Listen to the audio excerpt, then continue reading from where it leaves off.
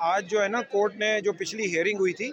उसके बाद हमने कोई कागजात भी कोर्ट ने मांगे थे, वो हमने सब ने जमा कराए। कुछ जो है वो पब्लिक प्रोसिक्यूटर जो डीपीपी थे, deputy public district public prosecutor, उन्होंने भी वो कागज़ जमा कराए और उसके बाद कोर्ट ने आज हमारी रिवीजन जो एप्लीकेशन थी, मैजिस्ट्रेट का वो ऑर्डर जो 18 तारीख को उन्होंने दिया था, जिसमें उन्होंने एक पोस्टमार्टम का ऑर्डर किया था और उस पोस्टमार्टम के ऑर्डर में एक ऐसे शख्स ने एप्लीकेशन दी थी जिसका आमिर लियाकत से कोई ताल्लुक़ नहीं था, बल्कि बाद में जो फेसबुक रिकॉर्ड हमने निकाला है तो उससे पता चला कि उनकी उससे दुश्मनी थी और उन्होंने इस तरह के वो उनके ख़िलाफ़ जब उनके हयाती में ऐसे जो है ना मैसेजेस डाले हुए थे जो एक दुश्मनी डाल सकता है, तो वो भी हमने कोर्ट के सामने प्रेजेंट किए थे। कोर्ट ने उसको कंसीडर किया और कोर्ट ने जो हमारा लीगल आर्गूमेंट था कि एक ही कोर्ट से एक मैजिस्ट्रेट, जो एक कोर्ट है वो 2 दफ़ा ऑर्डर नहीं कर सकती। पहली दफ़ा जब वो ऑर्डर कर दे तो उसके हाथ कट जाते हैं और उसके बाद इवन अगर सेशन जज ने जो आज ऑर्डर किया है वो इसको ऑल्टर नहीं कर सकते, वो इसको दोबारा सुन भी नहीं सकते, वो फिर अगली कोर्ट सुनेगी। तो इस तरह जो कोर्ट ने ऑर्डर किया था और वो इस तरह रॉकेट की रफ्तार से किया था कि फैमिली को भी पार्टी नहीं बनाया था, फैमिली को सुना भी नहीं और एक इतना बड़ा जजमेंट उन्होंने सुप्रीम कोर्ट की तरह का दे दिया जो कि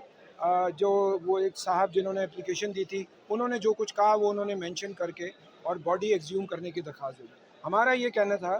कि बॉडी एक्सह्यूम नहीं हो सकती, इसलिए नहीं हो सकती कि हमने सारी कानूनी फॉर्मेलिटीज़ पूरी करके बॉडी को हमने बरियल किया या उसको दफनाया है, क्योंकि उसमें पुलिस ने भी कोई शक का इजहार नहीं किया। पुलिस ने कहा कि उनकी बॉडी पे कोई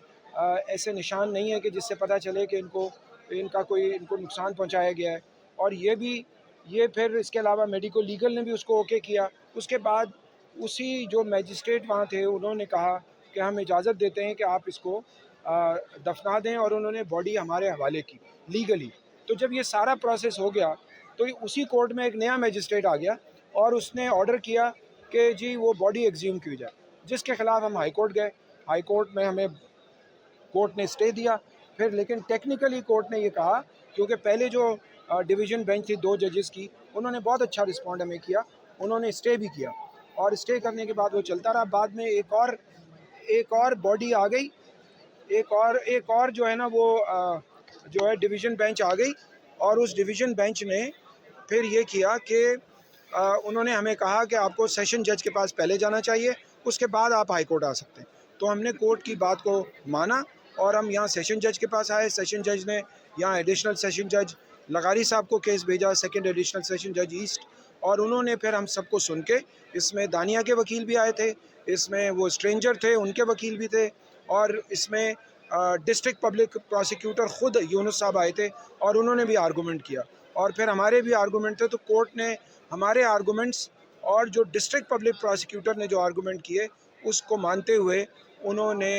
वो ऑर्डर सेट असाइड किया, उसको ख़त्म किया और कहा कि वो बॉडी एक्सह्यूम नहीं हो सकती। वो ऑर्डर उन्होंने जो किया है वो इल्लीगल है, इर्रेगुलर है और उसके अंदर उन्होंने अपने जजमेंट में ये भी लिखा है कि उसने जो फेसबुक पे वो जो कमेंट्स डाले हैं वो हमारे उस ऑर्डर का पार्ट है, उस जजमेंट का, जिसमें उन्होंने लिखा है कि वो किस तरह आमिर के ख़िलाफ़ उन्होंने कमेंट किए थे, जिससे लगता है कि वो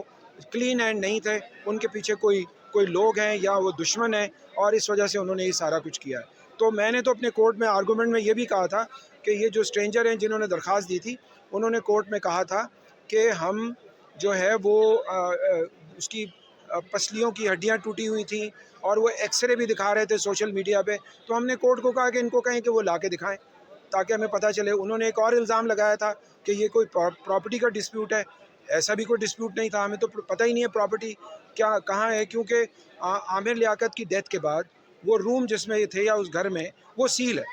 और आमिर लियाकत के तीनों टेलीफोन पुलिस के पास हैं जो उन्होंने फोरेंसिक के लिए भेजे हुए। तो हमें तो पता भी नहीं है कि आमिर लियाकत, क्योंकि काफ़ी अरसे से अपनी एक्स वाइफ से कांटेक्ट में नहीं थे, तो हमें पता नहीं है कि वो उनके पास क्या प्रॉपर्टी है क्या। हाँ, अलबत्ता ये ज़रूर है जो उनकी मिसेज़ ने बताया कि जो बैंक बैलेंस था वो सारा ख़त्म हुआ है और वो डिजिटली ट्रांसफ़र हुआ है। किसको हुआ है वो बुशरा खुद बताएंगी, तो मैं बुशरा को कहूँगा कि वो एक्सप्लेन कर दें।